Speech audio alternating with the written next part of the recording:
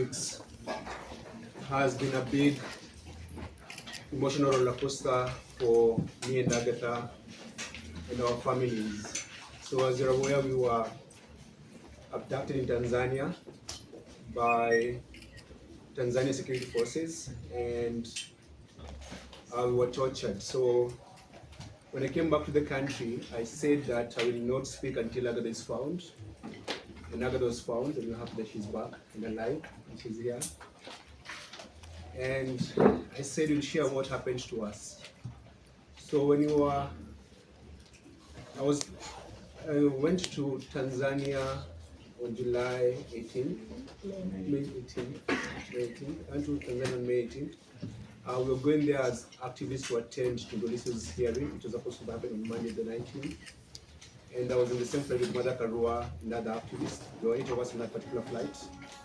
And when we landed, 3 of us were separated. That was Mother Karua, Gloria, and Lynn, and they were deported.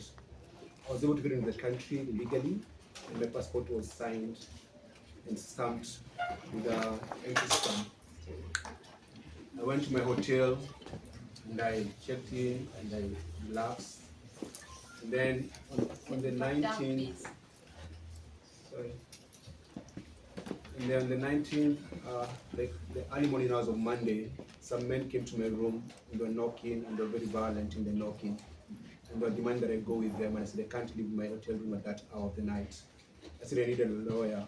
And then at 3:30 a.m., some lawyer showed up and said, oh, these people are police officers, you should go with them. And I said, no, I can't leave my room at night. And I barricaded myself in my room until morning. When morning came, I called Agatha had come from a different flight, and she was in the same hotel with me. And I called Agatha. I was going to check out the same day on Monday morning. So I called Agatha and I said, come pick my bags for me and keep the bags in your room for safety purposes, and also because I was supposed to leave the country the same day. So Agatha came to my room and picked my bags. When she picked my bags, I went downstairs and I found the same people who come at night who were waiting for me, but there were more of them now. There were about maybe 10 to 12 people who were waiting for me. They followed me to the bathroom and they wanted to arrest me. I screamed in the entire hotel and ran away back to where my colleagues were. They followed me there. They said, oh, we just need to take you for questioning. Where is your phone? I said, I don't have a phone. So they picked me up, took me to migrations, and they told me to write a statement, which I did. I was fingerprinted, photographed, and then they said, now we need to get your phone. I said, I don't have a phone. I don't know where my phone is. And they took me back to the hotel and reviewed the CCTV of the hotel, and they saw that Agatha came to my room and left with my bags. And that's when Agatha was arrested, taken to her room, which was ransacked. We did not find my phone and my laptop. They took us back to the immigration's office, and Agatha was interrogated for hours, for about 2 hours without lawyers. We went there with 3 lawyers from Tanganyika Law Society, but they were not allowed where Agatha was. They interrogated her. Around 6 p.m. I got a call from the Kenyan ambassador to Tanzania, Mr. Isaac Jenga, who told me I was going to get deported from Tanzania. And I was like, okay, I'm happy to go home. Around 6:30 or maybe some 3 minutes after 6, some guy came who said he was from the state office or state security, and he started beating me up. I was being beaten at the presence of my lawyers and Agatha. He started calling me saying that I'm an inmate, I'm coming to destroy their country, and I'm a problem, they're going to teach me a lesson. And then he said that we're under arrest. So we were moved from immigration office, me and Agatha, to Central Police Station, where we found a guy called, we never came to know, he's called Makwiny. At the station, the beating continued in the presence of those 3 lawyers who said nothing. And they said, we must produce our phones. When Agatha was being arrested during the day, they found her phone. So they had Agatha's phone, but they did not have my phone. I did not give them my phone. I didn't even have a phone at that particular moment, but they said that they're going to teach me a lesson I'll never forget. And that session is where they said they're going to rape Agatha. That guy called my phone and said he's going to rape Agatha. We stayed there for a couple of hours between I think 6 and 8, the slaps, the beatings. And then the lawyers were chased away and were told if they don't go, they'll be investigated. And then exact words that that guy told them, nyinyi tutatuma uzalendo wenyu. And that meant that we're going to measure the patriotism of those particular lawyers. They did not leave the station. So the lawyers left us. And when the lawyers left us, they did not tell our families that were being beaten and being harassed and being threatened. Because Mafole asked me in front of those lawyers, are you circumcised? I said, I'm circumcised. I said, we're going to circumcise you again. So there's a lot of threats and beatings. I was the only one being beaten at that station. They did not attach Agatha. So when we were there, they kicked us out of the room, and I said, I want to go to the bathroom. So someone took me to the bathroom. The young man who took me to the bathroom told me, these guys are going to hurt you, and they're going to hurt you so bad. Give them your phone. I said, I don't have my phone. And my fear was because we'd gone to Uganda, Tanzania rather, with many other activists. And if I lose my phone, or if they get my phone, they get hold of everyone that I was talking to in the country. So I could not give them my phone or my laptop. So when I went back I went to the bathroom, came back, and we were told to wait outside. Mafole made a phone call to someone. And a few minutes later, some guys came, 6 or 7 of them, very mean-looking people with one lady. It was at, Dar es Salaam is very hot, but they were wearing half jackets. They were smelling of alcohol. They looked so evil. So when we went to the central position, there was a staircase on this side, so we came in through this staircase, but where we were, there was another private staircase, so they took us out with. They took us downstairs to the car, and we were blindfolded and handcuffed on the back. And it was a white Land Cruiser. At the back there were like a lot of sticks and a lot of fake number, like a number of number plates in that car. The guy across me had an AK-47. They were all in civilian clothes. So Agatha sat, it was a Land Cruiser, Agatha sat this seat, I was this other side in a face me position. And then they drove off. Then they took us, drove for about 20 minutes. Then they took us to a building.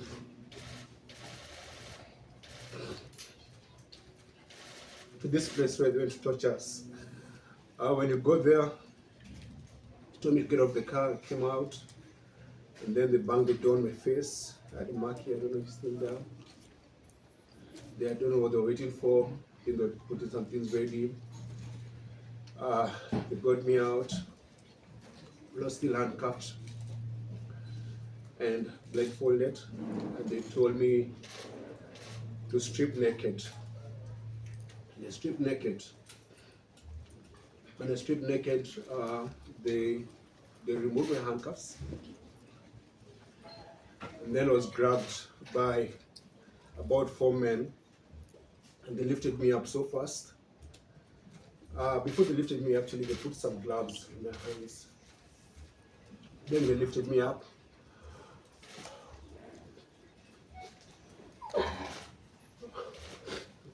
They lifted me up and tied me upside down. There's a photo I saw online about what they did to us. It's in my bag. You can distribute when I'm done talking.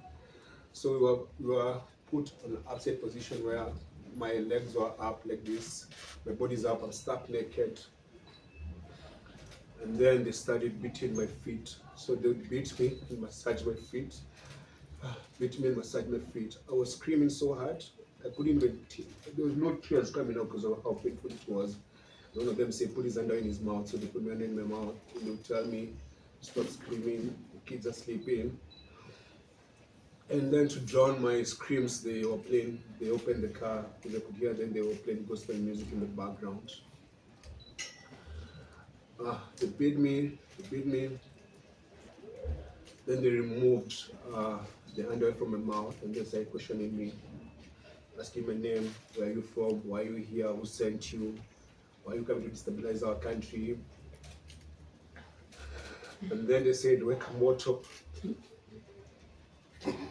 So some guy put lubricant in my rectum, in my anus, and then started inserting objects.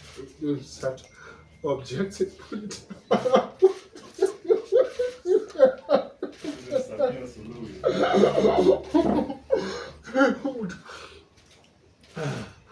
Dude.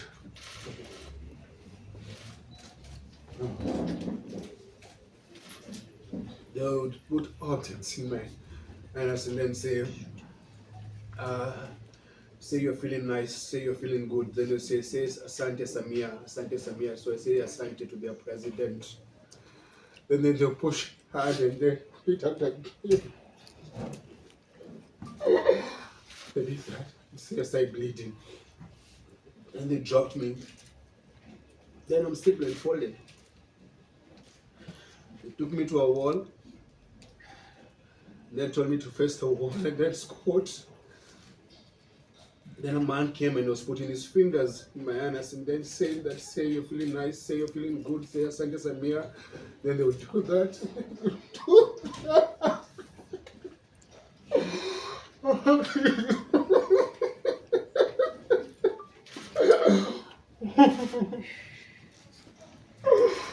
And then they told me to turn around, I'm naked.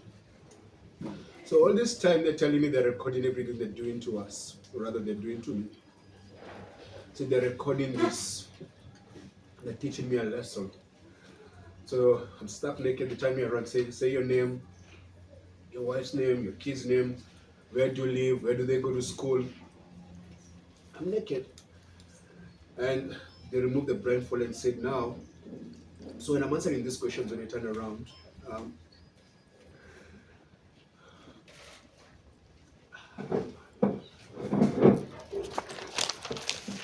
when I'm answering these questions, they are just threatening me. So like when they're abusing me, they're saying I should feel good and say thank their president for doing that to me, like Sema Sane Sana, Sane Sana.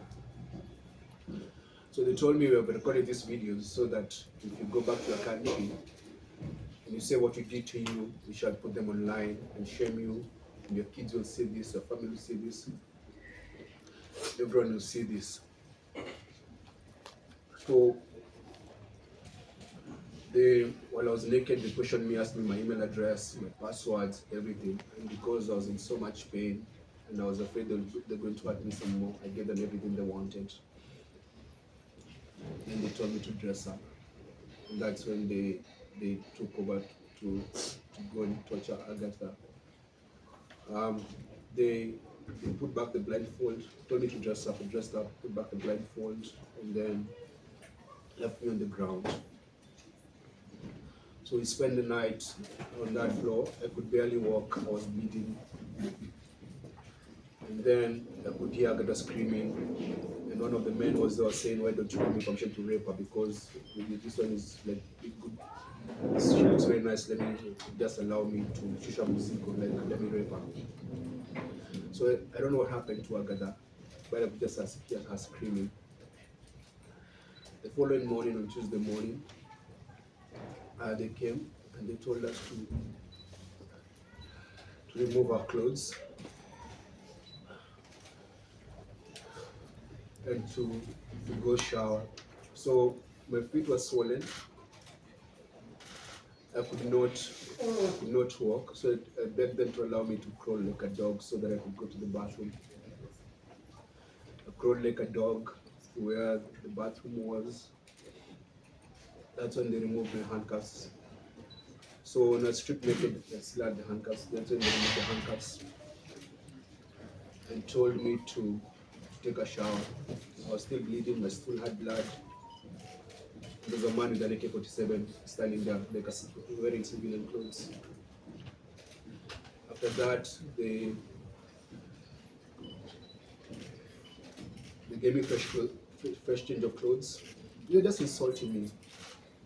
And took me to another landward cruiser, another wetland cruiser, blindfolded. And they took me away. And that's the last time I saw Agatha until now when she came to Kenya. So that was on Tuesday morning. And then we drove and we drove and we drove and we drove for hours and hours until it got dark. I told them I wanted to use the bathroom. They said you can't leave the car. So they gave me a bottle to pee. I was still blindfolded and handcuffed.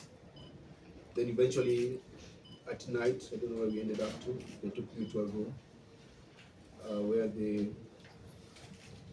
left me there. They gave me like a soda and a loaf of bread. That was on Tuesday night. So I slept there. I could hear, it was like a coastal place because I could hear the call for prayers. And there was like a warm and a lot of mosquitoes.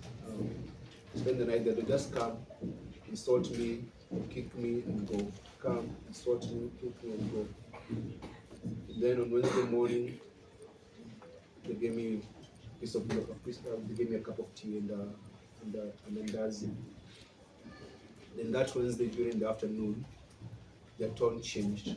They said, now we're gonna let you go, but we're gonna let you go with a very on your kali, which means like a stern warning.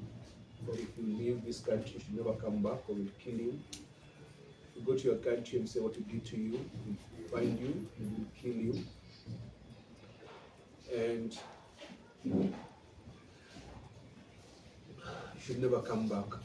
So they said, do you want to eat? I said, I don't, food. I don't have an appetite. The other thing is that because every time I wanted to go to the bathroom, they'd actually go there and stand by me like they're inspecting my stool. So I didn't have any privacy. And the only time the handcuff came up was when I went to the bathroom. But the blindfold never came out. So that afternoon they gave me a painkiller. And on Wednesday evening, they told me now you have to learn how to walk because I could barely walk. So they told me to remove, I was wearing open shoes, took me outside. 4 officers surrounded me, they're all in civilian clothes. They stood there, removed the blindfold, said now you have to walk and make sure you try and step your feet on the ground. Step your feet. They said we're gonna let you go, but don't ever come back in this country. So they taught me how to try and walk. They made me walk for the half and I said that's enough. And then the following morning, on Thursday morning, they woke me up so early. Around 4:35 a.m. They put my things in the car, put me in the car, and then drove for like an hour. Stopped briefly, and then they stopped briefly. They spoke outside, then drove again, then stopped again. They told me, you're going to drop whatever you're going to drop. You don't open your eyes, don't turn back, don't look at us until we leave. So they told me, Lala Chini, they kicked me out, slept there on the floor, on the side of the road. And then when I opened my eyes, there was a Boda guy waiting for me. I think they'd already done a deal with the Boda guy. That Boda guy drove me to the border, which land was the Horo border, the Tanzania-Kenya border. When they released me, they gave me 20,000 Tanzanian shillings and 400 Kenya shillings. So that's your transport. And so at the border, I got someone who helped me push my bag. They gave them the money, the 20,000 Tanzanian shillings. And then he helped me cross over. Then I used the money to take a border and call my wife. When we went to Tanzania, we went there as friends of Tundu Lissu and friends of Tanzanians. I'm an East African, I have an East African passport, and I'm allowed to travel freely within the region. So that's the deal we are. Like we're a regional bloc. I did not go to that country illegally, and I did not commit a crime. And that's why they did not take me to any court. So I was able to come back to this country. But when I came back, and when I go to the airport here in Nairobi, I asked the Ministry of Foreign Affairs, in which they said that I'm asking today. I said I was going to the hospital, and I wanted my medical report to be public of what they did to us. And I'm going to share the medical report today, and it's going to be circulated. Because I'd like the world to know of the very heinous things they did to us, to break us. And they did that to silence us and put fear on us. And it's something that we learned that most Tanzanian activists go through similar things. They arrest you and they take you through sexual torture and tell you if you speak you're going to humiliate you to your family and all that. And it's what they did to us is it breaks me. I'm not the same, but I know I'm gonna heal. And I want to share this because we have decided we should not be silenced. We should let the world know what happened to us. Yeah, so my government let me down. My government sided with Suluhu's government and said we're interfering Tanzanian politics. We were not interfering in Tanzanian politics. We went there as visitors, and we did not hide the reasons for our visit. I've been to Tanzania before to visit another political prisoner, Herman, who was Chadema's leader before Tundu. I was in Uganda when Bobi Wine was under house arrest. I went to Uganda when Nyanzi was in jail, visited her in jail. I've done that in many other African countries because I'm an African. I belong to this continent, and Africa is home. So that's why we're here. So we're here to share our story and to say that our bodies might be broken, but our spirits are strong. Forgive my tears, it's just that, man, my heart is not good.